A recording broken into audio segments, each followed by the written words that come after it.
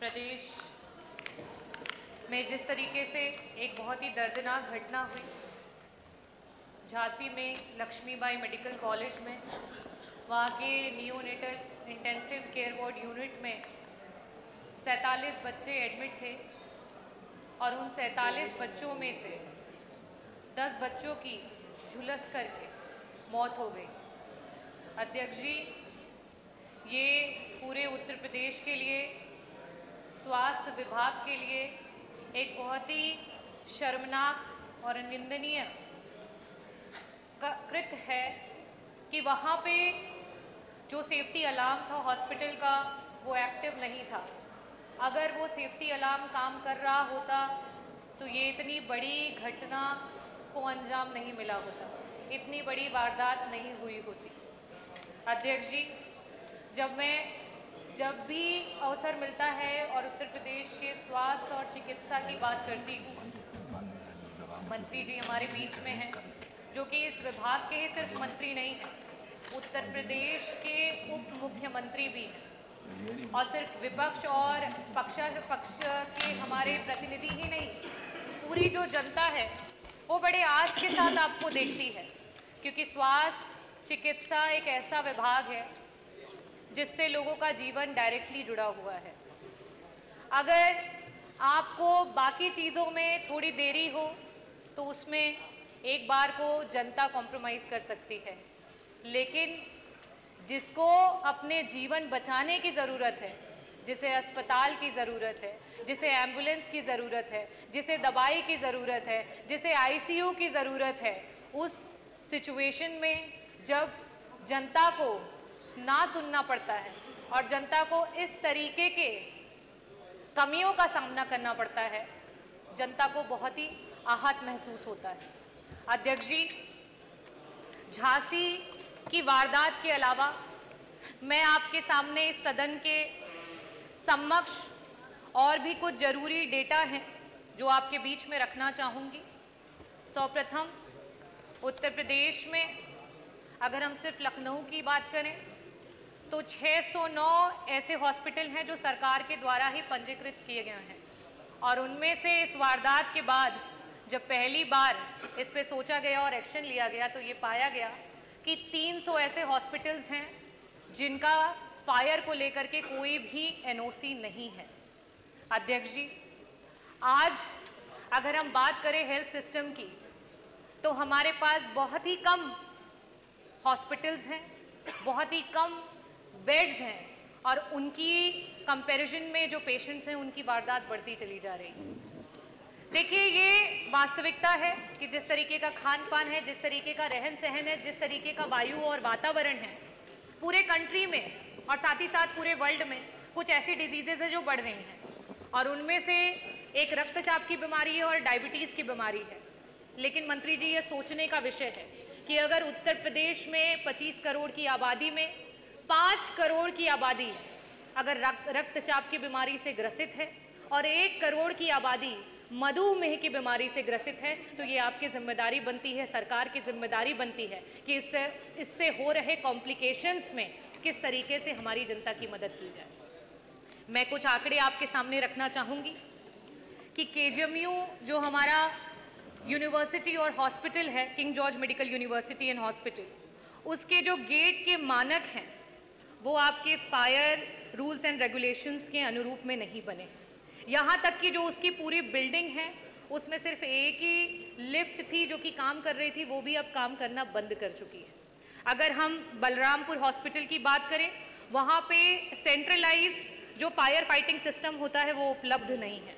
अगर हम civil hospitals की बात करें, उसकी पुरानी ओपीडी में कोई भी फायर फाइटिंग का उपकरण हमारे पास अवेलेबल नहीं है। अगर हम नई बिल्डिंग की बात करें तो नई बिल्डिंग में जो एग्जिट गेट है उसके मानक जो हैं वो आपके फायर के जो रूल्स एंड रेगुलेशंस हैं उसके हिसाब से नहीं है। अगर हम झलकारी बाई हॉस्पिटल की बात करें, वहाँ का जो गेट है, जो मेन गेट है, उसके एंट्रेंस पे मंत्री जी पार्किंग है और पार्किंग अगर सामने होना, इसका मतलब ये है कि जब भी आपातकालीन स्थिति आएगी, जब भी इस तरीके का, ना तो दमकल पहुंच पाएगा, ना लोग वहां से बाहर निकल पाएंगे, अपनी जान को बचा पाएंगे। अगर हम रानी लक्ष्मीबाई हॉस्पिटल की बात करें तो वहाँ तो इस तरीके की स्थिति है कि जो एंट्री गेट है और एग्जिट गेट है वो सेम है, और ऐसी स्थितियों में इस तरीके के हादसे होना लाजमी है। अवंतीबाई हॉस्पिटल की बात करें, वहाँ पे ना वाटर हाइड्रेंट है और ना ही आपका पाइपिंग स्टेशन बना हुआ है। अगर हम भौराव देवरास हॉस्पिटल की बात करें, वहाँ पर भी बिल्डिंग में कोई भी फायर फाइटिंग जो है सुविधाएं अवेलेबल नहीं है। हम प्राइवेट हॉस्पिटल्स में अगर शेखर हॉस्पिटल की बात करें, एफआई हॉस्पिटल की बात करें, यहाँ तक कि कोर्ट के द्वारा भी उन लोगों को लेटर्स और सम्मन्स गए हैं, क्योंकि उनके पास भी फायर फाइटिंग जो है वो सिस्टम्स अवेलेबल नहीं है। मंत्री जी, झांसी में इतना बड़ा हादसा हुआ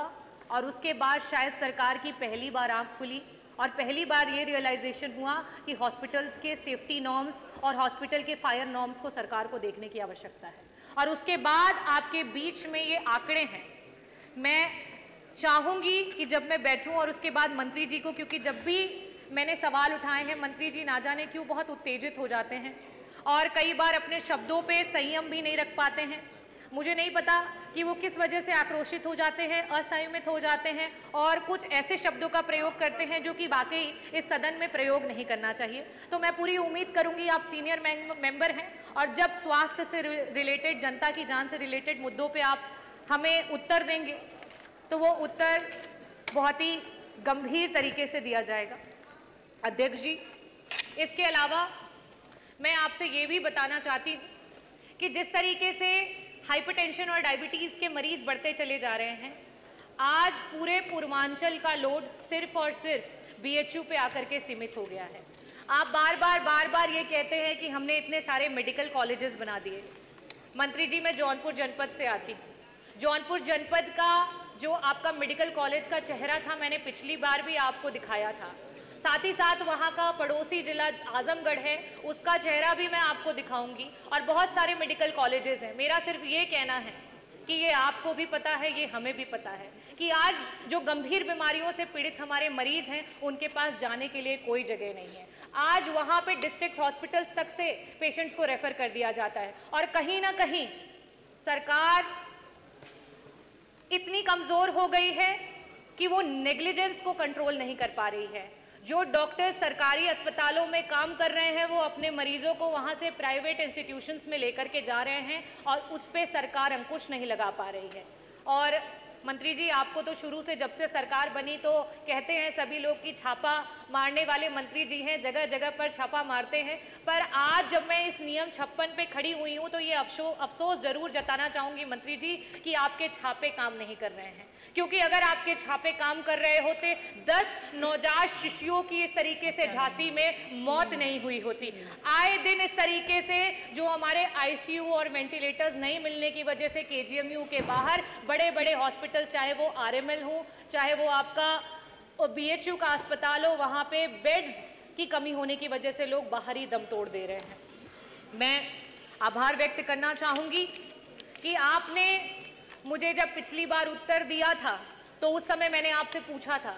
कि जो मध्यम वर्गीय परिवार हैं, आप जब भी आपके विभाग की बात होती है तो आप सिर्फ आयुष्मान भारत का हवाला देते हैं। माननीय नेता सदन नहीं है, नेता सदन के द्वारा जो उनके विवेकाधीन कोष से मदद की जाती है उसका हवाला देते हैं। मंत्री जी, मैं आपको ये कहना चाहती हूँ, जो मध्यम